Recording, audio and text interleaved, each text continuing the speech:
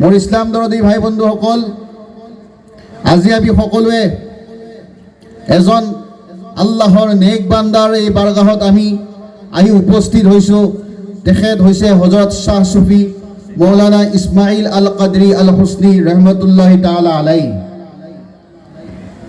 তেখেত এজন আল্লাহ প্ৰেমিক, ৰসুল প্ৰেমিক এজন ব্যক্তি আছিল, যিজন ব্যক্তিয়ে ইছলামৰ বাবে, শৰীয়তৰ কাৰণে, আল্লাহ ৰসুলৰ কাৰণে নিজৰ সমগ্ৰ জীৱনৰ গোটেইখিনি সময় ত্যাগ কৰিছে।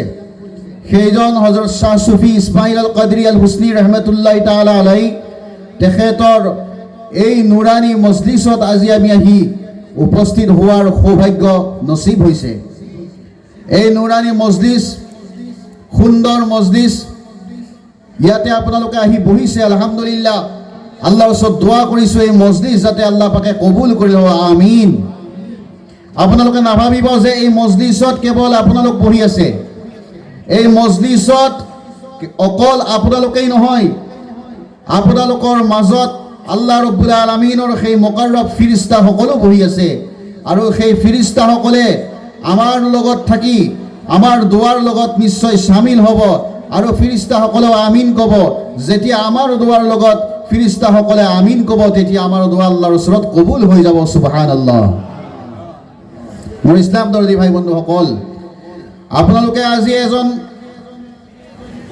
আল্লাহ প্ৰেমিক, ৰসুল প্ৰেমিক ব্যক্তিৰ এই বাৰগাহত আহি আজি উপস্থিত হৈছে। আপোনালোকে কোনো দুনিয়াবী লোভ লালসাৰ কাৰণে অহা নাই। টকা পইচা দিম বুলি কোনেও আপোনালোকক মাতি অনা নাই। কোনেও আপোনালোকক কোৱা নাই যে আমি এনেকুৱা খানা বনাই কেনে খুৱাম, আপোনালোক আহিব লাগে বুলি কোনেও কোৱা নাই। এজন আল্লাহৱালা ব্যক্তিৰ মহব্বতত আপোনালোক আহিছে। এজন ৰসুলৱালা ব্যক্তিৰ মহব্বতত আপোনালোকে আহিছে, যিজন ব্যক্তিয়ে নেকি কোৰাণ শৰীফৰ লগত মহব্বত কৰি গৈছে, ইছলামৰ লগত মহব্বত কৰি গৈছে, মানুহক ভাল ভাল কথাবিলাক শিকাইছে। ইছলাম ধৰ্মত সমাজত, আমাৰ সমাজত ভাল ভাল মেছেজ দি কেনে গৈছে। আমাক আল্লাহৰ লগত পৰিচয় কৰাই দিছে, ৰসুলৰ লগত মহব্বত বৃদ্ধি কৰাই দিছে। সেইজন হজৰতে শ্বাহ চুফি ইছমাইল আল কাদৰী আল হুছনি ৰহমতুল্লাহি তাআলা আলাইহি। তেখেতৰ মহব্বতত আপোনালোকে আহি উপস্থিত হৈছে। এই মোৰ ইছলাম দৰদী ভাই বন্ধুসকল, তেখেতে এনেই আল্লাহ পাকৰ সেই নেক আল্লাহ ৰব্বুল আলামিনৰ পছন্দনীয় বান্দা হোৱা নাই। তেখেতে আল্লাহ ৰব্বুল আলামিনৰ পছন্দনীয় বান্দা এই কাৰণে হৈছে, তেখেতে গোটেই জিন্দগী আল্লাহৰ নামত কোৰবানী কৰিছে, ৰসুল কৰীম সাল্লাল্লাহু আলাইহি ওয়াসাল্লামৰ নামত কোৰবানী কৰিছে। আল্লাহ ৰসুলৰ লগত মহব্বত কৰি মানুহক ইছলামৰ কথা শিকাই ইমানৰ ফায়েজ দান কৰি কেনে তেখেতে দুনিয়াৰ পৰা বিদায় হৈ গৈছে। যাৰ কাৰণে আজি আমি ইছালে চাহাবৰ কাৰণে আমি ইয়াতে আহি উপস্থিত হৈ আমি তেখেতৰ ইয়াতে বাৰগাহত আহি আমি সকলো দোৱা কৰিছোঁ, এই মজলিছত হাজিৰ হৈছোঁ। সেয়েহে আল্লাহ ৰব্বুল আলামিনে যদি আমাক যদি সকলোকে মাফ কৰি দিয়ে, নিশ্চয় এই মজলিছৰ জৰিয়তে আল্লাহ ৰব্বুল আলামিনে আমাৰ জিন্দগীৰ গুনাহসমূহ মাফ কৰি লোৱা। সুবহানাল্লাহ। আপোনালোকে বুজি পাই আছেনে? বুজি পাইছে আপোনালোকে? মাশাআল্লাহ, সুন্দৰ জামাত, মাজত অকণমান খালী ঠাই আছে। মই দয়া কৰি অনুৰোধ কৰিছোঁ, আপোনালোক যিখিনি ভাই বন্ধু এতিয়াও বাহিৰত থিয় হৈছে, আপোনালোকে অকণমান দয়া কৰি এই চামিয়ানৰ তলত বহি লওক। এই চামিয়ানৰ তলত বহিলে আপোনালোকৰ জিন্দগী কামিয়াব হৈ যাব। বাহিৰত ঘূৰা ফুৰা নকৰিব। বাহিৰত ঘূৰা ফুৰা কৰিলে আপোনালোকৰ অকণমান বিপদ হ'ব পাৰে। গতিকে আপোনালোকে দয়া কৰি আজি নেক বান্দাৰ বাৰগাহত যিহেতু আহিছে, এইজন আল্লাহৰ ৱালা ব্যক্তি, এখেতৰ ওচৰত আপোনালোকে অকণমান আহি যদি বহি লয়, ইনশাআল্লাহ তাআলা আজিৰ ৰাতিটো কোনো সাধাৰণ ৰাতি হৈ নাথাকে। আজিৰ ৰাতিটো এনেকুৱা এটি ৰাতি হৈ যাব, এই ৰাতিৰ জৰিয়তে আপোনাৰ জিন্দগীৰ তকদিৰ সলনি হৈ যাব। সুবহানাল্লাহ। মোৰ ইছলাম দৰদী ভাই বন্ধুসকল, মই আপোনালোকৰ সন্মুখত পবিত্ৰ কোৰআনে মুকদ্দাছৰ পৰা এটি আয়াতে কাৰিমা তিলাৱাত কৰিছোঁ। আল্লাহ তাবাৰক ওয়া তাআলাই ফৰমায়, ওয়া ইন্নাকা লাআলা খুলুকিন আযীম। এই মোৰ মেহবুব, এই মোৰ হাবিব সাল্লাল্লাহু আলাইহি ওয়াসাল্লাম, নিশ্চয় আপোনাৰ চৰিত্ৰ, আপোনাৰ আখলাক পৃথিৱীৰ সকলো ব্যক্তিতকৈ উত্তম হয়। সুবহানাল্লাহ। কাৰ কথা কৈছে? আমাৰ ৰসুল কৰীম সাল্লাল্লাহু আলাইহি ওয়াসাল্লামৰ আখলাকৰ কথা হৈছে। আমি যিজন নবীৰ উম্মত হয়, যিজন নবীৰ আমি কলিমা পঢ়িছোঁ, যাৰ জৰিয়তে আমি নামাজ পাইছোঁ, ৰোজা পাইছোঁ, হজ পাইছোঁ, জাকাত পাইছোঁ, যিজন নবীৰ জৰিয়তে আমি টুপি পাইছোঁ, যিজন নবীৰ জৰিয়তে আমি কুৰ্তা পিন্ধিব পাৰিছোঁ, জুব্বা পিন্ধিব পাৰিছোঁ, এই মজলিছত বহিব পাৰিছোঁ, সেইজন ৰসুলে কৰীম সাল্লাল্লাহু আলাইহি ওয়াসাল্লামৰ আমি উম্মত হয়, আমি তকদিৰৱালা, আমি খুশনসিব হয়। আমাৰ লগত দৌলত নাথাকিব পাৰে, আমাৰ লগত চহৰত নাথাকিব পাৰে, আমাৰ লগত সা সম্পত্তি নাথাকিব পাৰে, কিন্তু আমি এই কাৰণে খুশনসিব যে আমি নবী পাক সাল্লাল্লাহু আলাইহি ওয়াসাল্লামৰ দয়াৰ নবী হযৰত মুহাম্মদ ৰাসূলুল্লাহ সাল্লাল্লাহু আলাইহি ওয়াসাল্লামৰ আমি সকলোৱে কলিমা পঢ়োতা মুছলমান হয়, কলিমাৰ লগত মহব্বত কৰা মুছলমান। গতিকে আমাৰ তকদিৰ সবাতোতকৈ উত্তম, আমি নসিব সবাতোতকৈ উত্তম, আমি দয়াৰ নবী সাল্লাল্লাহু আলাইহি ওয়াসাল্লামৰ যিটো আমি কলিমা পঢ়িছোঁ, আলহামদুলিল্লাহ। মোৰ ইছলাম দৰদি ভাই বন্ধুসকল, সেইজন ৰসুল কৰীম সাল্লাল্লাহু আলাইহি ওয়াসাল্লামৰ আখলাকে কৰীমানা, আখলাকে আজিমানাৰ ওপৰত আমি গুৰুত্ব দিব লাগিব। আল্লাহৰ নবী সাল্লাল্লাহু আলাইহি ওয়াসাল্লামৰ আখলাক কেনেকুৱা আছিল আমি চাব লাগিব। আজি আমাৰ মুছলমান সমাজত আমি কেৱল নামৰ সিৰ্ফ মুছলমান হৈ আছোঁ। নাম মুছলমান, নাম ৰাখিলে কেৱল মুছলমান হৈ নাযায়, কিন্তু আমি মুছলমানৰ কৰ্ম আমি কৰিব লাগিব। আমাৰ যিজন প্ৰফেট হয়, আমাৰ যিজন নবী হয়, আমাৰ যিজন ৰসুল হয়, সেইজন ৰসুলে কৰীম সাল্লাল্লাহু আলাইহি ওয়াসাল্লামৰ তেখেতৰ আখলাক যদি আমাৰ লগত আজি নাথাকে, তেখেতৰ চৰিত্ৰ যদি, দয়াৰ নবীৰ কেৰেক্টাৰ যদি আজি আমাৰ মুছলমান সমাজত যদি নাথাকে, তেনেহ'লে আজি আমি লজ্জিত হ'ব লাগিব, তেনেহ'লে আমি শৰ্মিন্দা হ'ব লাগিব, তেনেহ'লে আমাৰ দুনিয়াও বৰবাদ হ'ব, আমাৰ আখিৰাতো আমাৰ বৰবাদ হৈ যাব। আল্লাহ ৰাব্বুল আলামিনে পবিত্ৰ কালামে মুকদ্দাছৰ ভিতৰত ফৰমায়, লাকাদ কানা লাকুম ফি ৰাসূলিল্লাহি উসওয়াতুন হাসানাহ। আল্লাহ ৰাব্বুল আলামিনে ফৰমায়, এই মোৰ বান্দাসকল, তোমালোকৰ কাৰণে মই এজন উত্তম আদৰ্শ হিচাপে, তোমালোকৰ আইডিয়েল হিচাপে এজন ব্যক্তি মই প্ৰেৰণ কৰিছোঁ। এইজন হৈছে হযৰতুৰ ৰাসূল সাল্লাল্লাহু আলাইহি ওয়াসাল্লাম, আমাৰ দয়া নবী সাল্লাল্লাহু আলাইহি ওয়াসাল্লাম, যিজন নবী আমাৰ সকলোৰে বাবে আদৰ্শ হয়, যিজন নবী মুছলমান সকলোৰে বাবে, সেইজন ৰসুলে কৰীম সাল্লাল্লাহু আলাইহি ওয়াসাল্লাম আমাৰ সকলোৰে আইডিয়েল হয়, যাক আমি অনুসৰণ কৰিব লাগিব।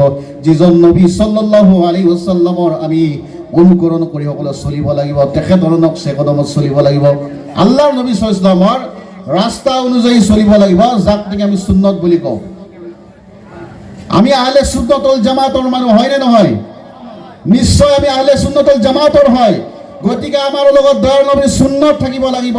আল্লাহৰ নবী রাহমাতুল লিল আলামিন ফরমায়, মান হাব্বা সুন্নতি ফাকাদ হাব্বানি ওয়া মান হাব্বানি কানা মাইয়া ফিল জান্নাহ।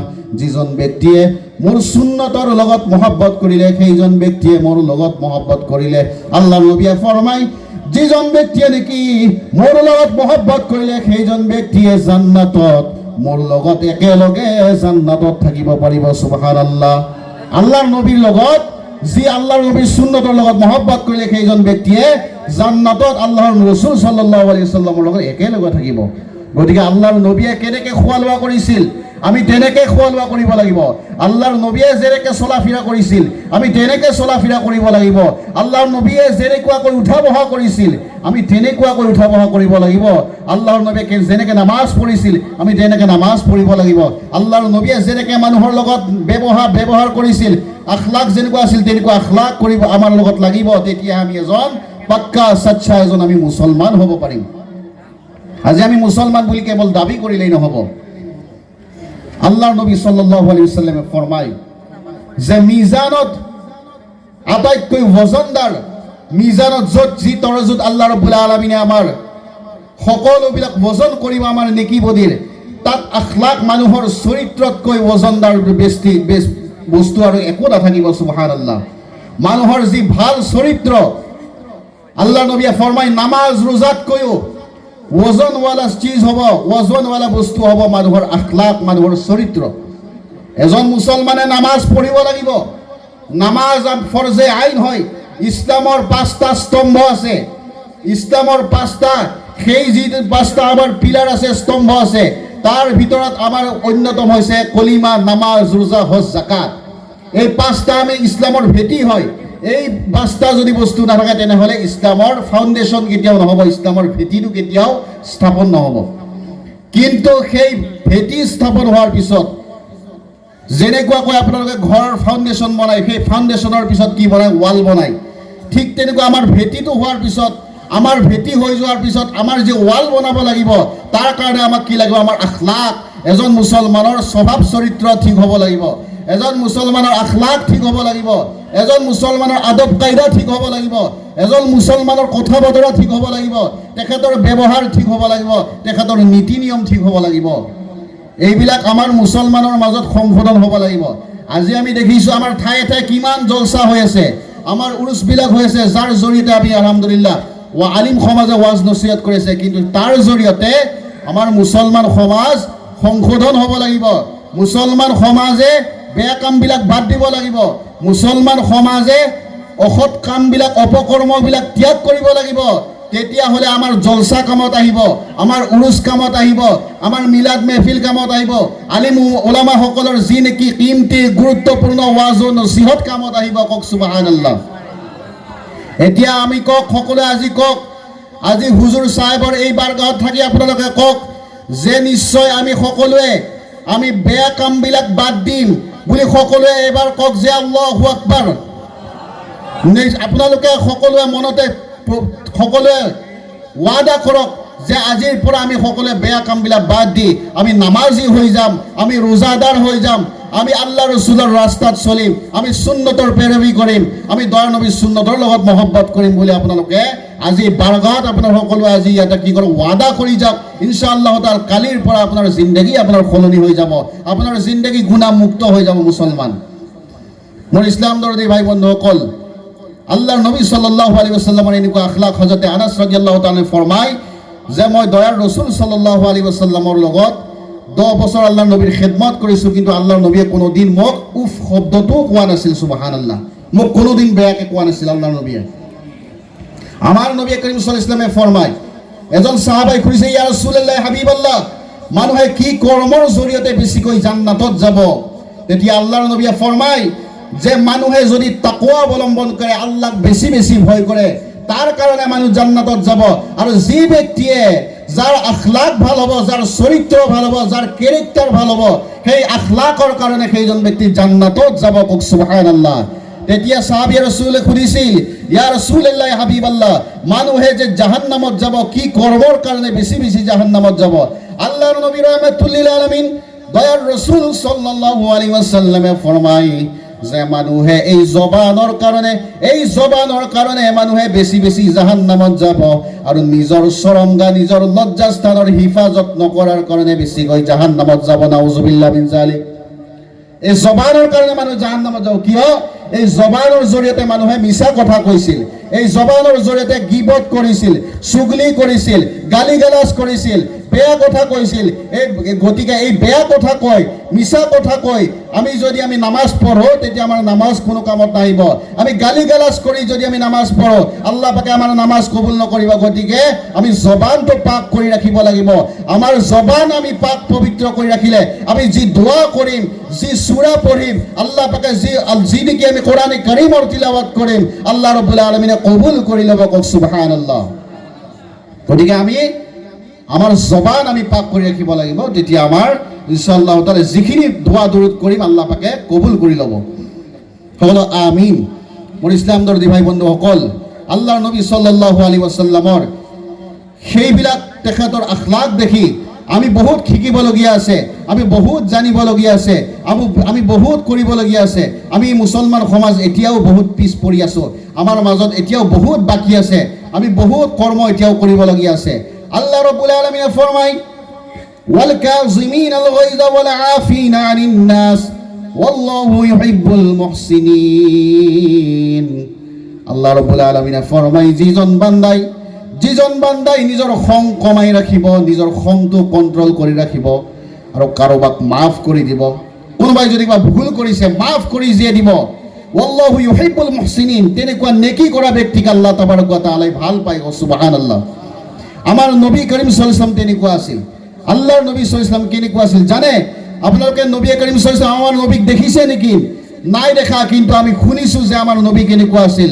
আমাৰ নবী সাল্লাল্লাহু আলাইহি ওয়াসাল্লাম অত্যন্ত তেখেত বিনয়ী আছিল, মানুহৰ প্ৰতি দয়াবান আছিল, ৰাহমাতুল লিল আলামিন আছিল।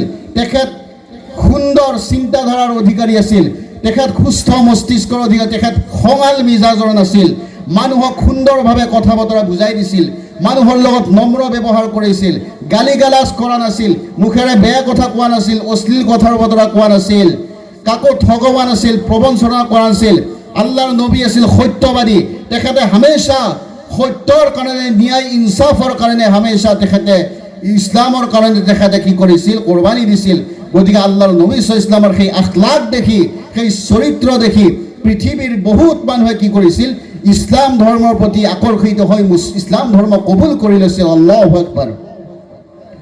আল্লাহৰ নবীৰ সাল্লাল্লাহু আলাইহি ওয়াসাল্লামৰ সেই আদৰ্শ দেখি, আল্লাহৰ নবীৰ আখলাক দেখি কেনে ইছলাম ধৰ্মটো কবুল কৰি লৈছিল। আল্লাহৰ নবীৰ ব্যৱহাৰ দেখি। কাৰণ এতিয়াৰ দৰে তেতিয়া সময়ত ফেচবুক নাই, কোনো ইনষ্টাগ্ৰাম নাছিল, হোৱাটছআপ নাছিল, কোনো প্ৰচাৰ কৰিব পৰা মিডিয়া নাছিল। কিন্তু ইমান আজি পৃথিৱীৰ গোটেই বিশ্বত, গোটেই দেশত ইছলাম ধৰ্মই যে ইমান সোনকালে বিয়পি গ'ল, তাৰ কাৰণ হৈছে আমাৰ নবী কৰিম সাল্লাল্লাহু আলাইহি ওয়াসাল্লামৰ আখলাক, আল্লাহৰ নবীৰ চৰিত্ৰ। গতিকে আপোনালোকে কওক যে আমাক আল্লাহৰ নবী সাল্লাল্লাহু আলাইহি ওয়াসাল্লামৰ আখলাক লাগিব নে নাই? নিশ্চয় লাগিব। গতিকে আমাৰ নবী কৰিম সাল্লাল্লাহু আলাইহি ওয়াসাল্লামৰ আখলাক যদি আমাৰ লগত থাকে, নিশ্চয় আমি জান্নাতি হ'ব পাৰিম। আল্লাহ ৰব্বুল আলামিনে সেইজন ৰহমাতুল লিল আলামিনক দয়া নবীক আমাৰ কাৰণে যিটো আদৰ্শ হিচাপে দুনিয়াত পঠাই দিছে। এদিন ৰসুলে কৰিম সাল্লাল্লাহু আলাইহি ওয়াসাল্লামে এজন ব্যক্তিক জান্নাতি বুলি কৈ দিলে। তেতিয়া সাহাবীসকলে সুধিছে, ইয়া ৰাসূলুল্লাহ হাবিবাল্লাহ, এইজন ব্যক্তিক যে আপুনি জান্নাতি বুলি কৈ দিলে, এওঁ কি কৰ্ম এনেকুৱা কৰিছে? তেতিয়া সেই সাহাবীয়ে ৰসুলজনৰ লগত আন এজন সাহাবী একেলগে থাকিল। যেতিয়া থাকি ৰাতিটো থাকিল, দেখিলে যে ৰাতি শুই যোৱাৰ সময়তো তেখেত শুই গৈছে, কোৰআন শৰীফ পঢ়িছে, নামাজ পঢ়িছে। আমি যেনেকৈ কৰ্ম কৰোঁ তেওঁ সেইবিলাক কৰ্ম কৰিছে। তেওঁ কোনো বেলেগ কৰ্মটো কৰা নাই। যে আল্লাহৰ নবীয়ে এওঁক জান্নাতি বুলি কিয় ক'লে? তেতিয়া ৰাতিপুৱাৰ সময়ত তেওঁ একো বুজি নাপায়। সেই সাহাবীজনক সুধিলে যে ভাই শুনা, মই তোমাৰ লগত গোটেই ৰাতিটো থাকিলেও তোমাক জান্নাতি বুলি আল্লাহৰ নবীয়ে ঘোষণা কৰিলে, কিন্তু তোমাক কিয় জান্নাতি বুলি ক'লে? তেতিয়া সেইজন ব্যক্তিয়ে কৈছিল, সেইজন সাহাবীয়ে ৰসুলে কৈছিল যে মই তোমালোকৰ নিচিনাই নামাজ পঢ়িছোঁ, মই তোমালোকৰ নিচিনাই কোৰআন তেলাৱাত কৰিছোঁ, কিন্তু যেতিয়া মই ৰাতি শুই গৈছোঁ, ৰাতি শুই যোৱাৰ আগত মই সকলোকে মাফ কৰি দি কেনে, মোৰ ওচৰত কোনোবাই যদি ভুল কৰিছিল মই সকলোকে মাফ কৰি কেনে শুই দিছোঁ। গতিকে সুবহানাল্লাহ, সকলো ব্যক্তিক মাফ কৰি শুই দিয়াৰ কাৰণে আল্লাহ ৰব্বুল আলামিনে ইমান তেখেতক ভাল পাইছিল যে আল্লাহ পাকে তেখেতক কি কৰিছিল? জান্নাতি বুলি ঘোষণা কৰিছিল। সুবহানাল্লাহ।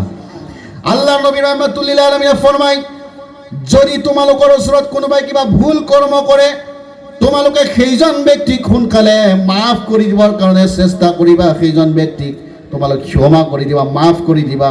কাৰণ মাফ কৰিলে তোমাৰ কোনো ইজ্জত কমি নাযায়, তোমাৰ সন্মান কমি নাযায়। আল্লাহৰ নবীয়ে ফৰমাই, যদি তোমাৰ কোনো সন্মান যদি কমি যোৱা যেন তুমি অনুভৱ কৰা, আল্লাহ ৰসুলে ফৰমাই সেই সন্মানখিনি কিয়ামতৰ দিনাখন তোমালোকে মোৰ নবীৰ পৰা লৈ ল'বা, মোৰ পৰা লৈ ল'বা। তথাপিও দুনিয়াত কোনোবাই কিবা ভুল কৰিলে তোমালোকে মাফ কৰি দিবা। কওক সুবহানাল্লাহ। আল্লাহ নবী কি কৈছে? মাফ কৰি দিব দিছে। গতিকে আমি কাৰোবাক মাফ কৰি দিব লাগিব, আমি কাৰোবাক ভাল পাব লাগিব, মানুহৰ লগত সৎ ব্যৱহাৰ কৰিব লাগিব। আল্লাহৰ নবীয়ে আমাক সমাজ ব্যৱস্থা দেখুৱাই দিছে। মুছলমান হোৱাৰ লগে লগে মুছলমান সেইজন কোনজন মুছলমান? আল্লাহ নবীয়ে ফৰমায়, যিজন মুছলমানে নেকি আন কাৰোবাৰ সহায় কৰিব, কোনোবা বিপদত পৰিলে সহায় কৰিব, কাৰোবাৰ বেমাৰ আজাৰ হ'লে খা খবৰ ল'ব, এজন ব্যক্তিক দেখি মিচিকিয়া হাঁহি দিব, সেইজনেই হৈছে প্ৰকৃত মুছলমান। আল্লাহ নবীয়ে ফৰমায় যে মুছলমান সেইজন যিজন ব্যক্তিয়ে নিজৰ কাৰণে যিটো পচন্দ কৰে, সেইজন ব্যক্তি আন এজন ভাইৰ কাৰণে যাতে সেইটো পচন্দ কৰে, সেইজনেই হৈছে মুছলমান। আল্লাহৰ নবী ৰহমাতুল লিল আলামিনে ফৰমায়, সেইজন ব্যক্তি মুছলমান কেতিয়াও হ'ব নোৱাৰে যাৰ জবানৰ জৰিয়তে, যাৰ হাতৰ জৰিয়তে, যাৰ ভৰিৰ জৰিয়তে, যাৰ কৰ্মৰ জৰিয়তে কোনো এজন ব্যক্তিয়ে যদি কষ্ট পাইছে, সেইজন ব্যক্তি কোনোদিন মুছলমান হ'ব নোৱাৰে। আল্লাহু আকবাৰ। সেইজন ব্যক্তি কোনোদিন মুছলমান হ'ব নোৱাৰে। গতিকে আমাৰ ভৰিৰ জৰিয়তে, আমাৰ জবানৰ জৰিয়তে, আমাৰ কথা বতৰাৰ জৰিয়তে আন কোনোবাই যাতে দুখ নাপায়, সেইটো আমি চেষ্টা কৰিব লাগিব। আজি কি আমি মুছলমান সেইজন যিয়ে নেকি আনক হিফাজত কৰে। আজি কি হৈছে, অলপ আগতে আমি শুনা পালোঁ ইয়াতে বহি থাকি যে ইয়াতে হেনো চোৰ হৈ গ'ল। গতিকে কিমান আফচোচ বিষয়। আল্লাহ পাকে ফৰমায়, ওয়ালা তাকুলু আমওয়ালাকুম বাইনাকুম বিল বাতিল, তোমালোকে অন্যায়ভাৱে কাৰোবাৰ সম্পত্তি দখল নকৰিবা। আল্লাহ পাকে কোৰআন শৰীফত ঘোষণা কৰিছে যে মুছলমান, তোমালোকে আন কাৰোবাৰ সম্পত্তি, আন কাৰোবাৰ বস্তু অন্যায়ভাৱে তোমালোকে নিজৰ দখলত নানিবা। গতিকে চোৰ কৰাজন কেতিয়াও মুছলমান হ'ব নোৱাৰে।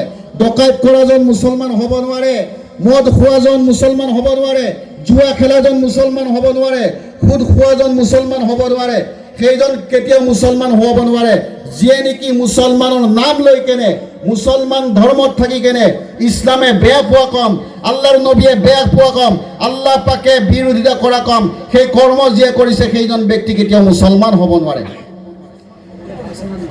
সেইজন ব্যক্তি কেতিয়াও প্ৰকৃত মুছলমান হ'ব নোৱাৰে যিজন ব্যক্তিয়ে নেকি এনেকুৱা কৰ্ম কৰিব। গতিকে আমি চোৰ ডকাইত যদি হৈ আমি যদি জিন্দগীটো কটাই দিওঁ তেনেহ'লে আমাৰ দুনিয়া বৰবাদ হ'ব, আমাৰ আখিৰাত বৰবাদ হ'ব। গতিকে মুছলমান সমাজ আমাৰ মাজত সভ্যতা লাগিব, আমাৰ মাজত সভ্যতা লাগিব। যদি আমাৰ মাজত সভ্যতা নাথাকে, কোৰআন শৰীফ পঢ়ি থাকিলে আমাৰ কেনেকুৱা আমি যদি হৃদায়ত পোৱা নাই, ইমান সুন্দৰ কোৰআন শৰীফ আল্লাহ পাকে আমাক দান কৰিছে, সেই কোৰআন শৰীফ পঢ়ি আমি হৃদায়ত পাব লাগে। সেই কোৰআনৰ জৰিয়তে আল্লাহ ৰাব্বুল আলামিন আমাক সকলো শিক্ষা দিছে, আমি কেনেকুৱাকৈ আমি মা বাবাক ব্যৱহাৰ কৰিম, আমি ওচৰ চুবুৰীয়াক ব্যৱহাৰ কৰিম, আমাৰ ভাই ককাৰ লগত কেনেকুৱা ব্যৱহাৰ কৰিম, আমি নিজৰ সৰুজনক কেনেকৈ মৰম কৰিম, ডাঙৰজনক কেনেকৈ সন্মান কৰিম, আল্লাহ ৰাব্বুল আলামিনে কোৰআন শৰীফৰ মাধ্যমত আমাক সকলোবিলাক বুজাই দিছে, আমাক সকলোবিলাক শিকাই দিছে। সেইজন দয়াৰ নবীৰ উম্মত হৈ যদি আমি বেয়া কৰ্ম কৰোঁ, যদি আমি শৰীয়তৰ বেয়াৰ বিপৰীতে আমি যদি গুচি যাওঁ, যদি আমি শৰীয়তে বেয়া পোৱা কৰ্ম যদি আমি কৰোঁ, তেনেহ'লে আমাৰ ইছলামৰ পৰা আমি খাৰিজ হৈ যাব লাগিব, মুছলমানৰ পৰা আমি বহিষ্কাৰ হ'ব লাগিব। গতিকে মুছলমান আমি সকলোৱে এটা কথাই চিন্তা কৰিব লাগিব, যাতে আমি ইছলাম ধৰ্মত থাকি আমাক আল্লাহ ৰাব্বুল আলামিনে যি হুকুম কৰিছে, আমি যাতে নামাজৰ পাবন্ধ হওঁ, আমি যাতে নামাজৰ পাবন্ধ হওঁ, আমি সকলোৰে লগত মহব্বত কৰিব লাগিব, আমি সকলোৰে লগত শ্ৰদ্ধা ৰাখিব লাগিব। আল্লাহৰ নবী সাল্লাল্লাহু আলাইহি ওয়াসাল্লামে ফৰমায়, যিজন নবীক আমি জানে প্ৰাণে ভাল পাওঁ, সেইজন ৰসুলে কৰীম সাল্লাল্লাহু আলাইহি ওয়াসাল্লামে ফৰমায়, যেতিয়া মোৰ উম্মতে নামাজ পঢ়িব, কোনো বান্দাই যেতিয়া নামাজ পঢ়ে, মোৰ চকু মুবাৰক ঠাণ্ডা হৈ যায়। কওক সুবহানাল্লাহ। আল্লাহৰ নবী সাল্লাল্লাহু আলাইহি ওয়াসাল্লামে ফৰমায়, যেতিয়া মোৰ উম্মতে নামাজ পঢ়ে তেতিয়াহ'লে মোৰ চকু মুবাৰক ঠাণ্ডা হৈ যায়।